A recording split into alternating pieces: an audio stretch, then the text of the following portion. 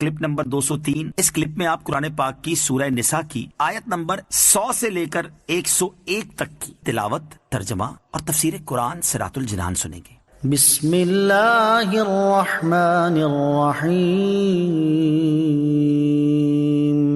ترجمہ، اللہ کے نام سے شروع جو نہایت مہربان رحمت والا ہے۔ وَمَن يُهَاجِرْ فِي سَبِيلِ اللَّهِ يَجِدْ فِي الْأَرْضِ مُرَاغَمًا كَثِيرًا وَسَعَةً وَمَن يَخْرُجْ مِن بَيْتِهِ مُهَاجِرًا إِلَى اللَّهِ وَرَسُولِهِ ثم يدركه الموت فقد وقع أجره على الله وكان الله غفورا رحيما۔ ترجمہ، اور جو اللہ کی راہ میں ہجرت کرے تو وہ زمین میں بہت جگہ اور گنجائش پائے گا، اور جو اپنے گھر سے اللہ رسول کی طرف ہجرت کرتے ہوئے نکلا پھر اسے موت نے آ لیا تو اس کا ثواب اللہ کے ذمے پر ہو گیا، اور اللہ بخشنے والا مہربان ہے۔ وَمَن يُهَاجِرْ فِي سَبِيلِ اللَّهِ، اور جو اللہ کی راہ میں ہجرت کرے۔ شان نزول، اس سے پہلی آیت جب نازل ہوئی تو حضرت جندہ بن دمرہ لیثی رضی اللہ تعالیٰ عنہ نے اسے سنا۔ یہ بہت بوڑھے شخص تھے، کہنے لگے کہ میں مستثنا لوگوں میں تو ہوں نہیں، کیونکہ میرے پاس اتنا مال ہے کہ جس سے میں مدینہ طیبہ ہجرت کر کے پہنچ سکتا ہوں۔ خدا کی قسم اب میں مکہ مکرمہ میں ایک رات نہ ٹھہروں گا، مجھے لے چلو۔ چنانچہ ان کو چارپائی پر لے کر چلے، لیکن مکہ مکرمہ کے بالکل قریب ہی مقام تنعیم میں آ کر ان کا انتقال ہو گیا۔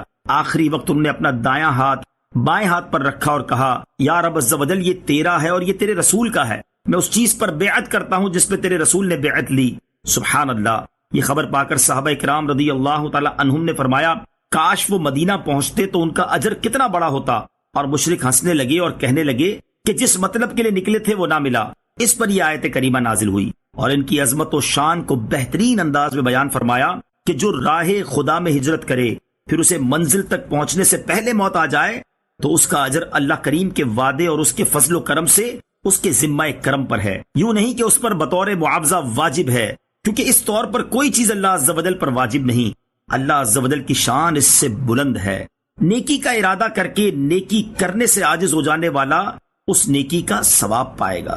اس آیت سے یہ معلوم ہوا کہ جو کوئی نیکی کا ارادہ کرے اور اس کو پورا کرنے سے عاجز ہو جائے وہ اس نیکی کا ثواب پائے گا۔ حضرت ابو ہریرہ رضی اللہ تعالیٰ عنہ سے روایت ہے، نبی کریم علیہ الصلوۃ والسلام نے ارشاد فرمایا، جس شخص نے نیکی کا ارادہ کیا اور نیکی نہیں کی تو اس کی ایک نیکی لکھ دی جاتی ہے، اور جس نے نیکی کا ارادہ کیا اور نیکی کر لی تو اس کے لیے 10 سے لے کر 700 گنا تک نیکیاں لکھ دی جاتی ہیں، اور جس نے گناہ کا ارادہ کیا اور اس پر عمل نہیں کیا تو اس کا گناہ نہیں لکھا جاتا، اور اگر وہ گناہ کر لے تو ایک گناہ لکھ دیا جاتا ہے۔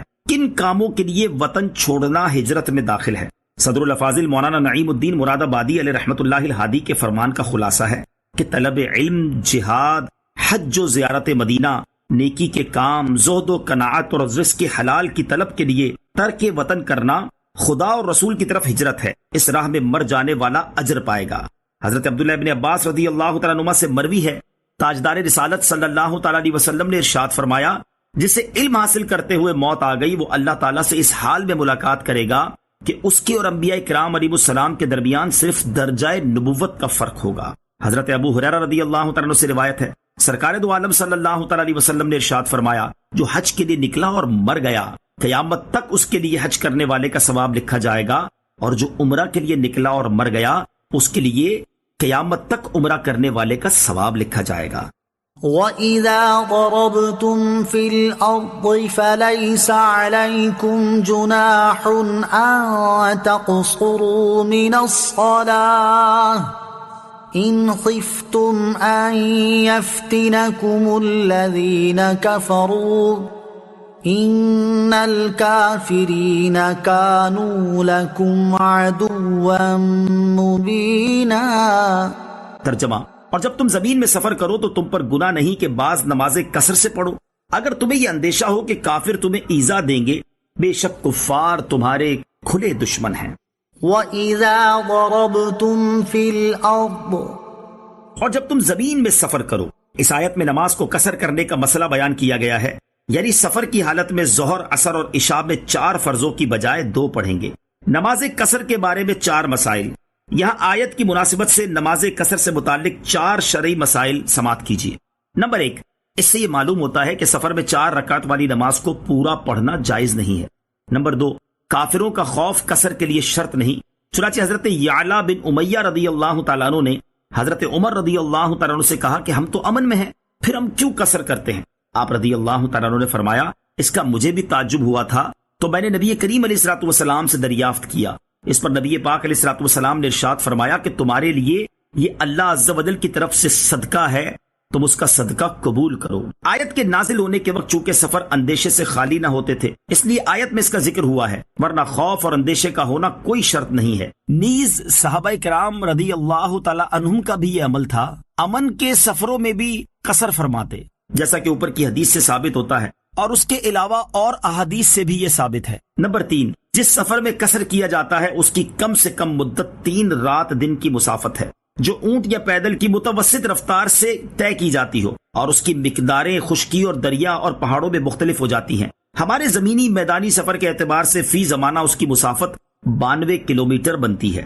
نمبر 4، قصر صرف فرضوں میں ہے، سنتوں میں نہیں، اور سفر میں سنتیں پڑھنی چاہیے.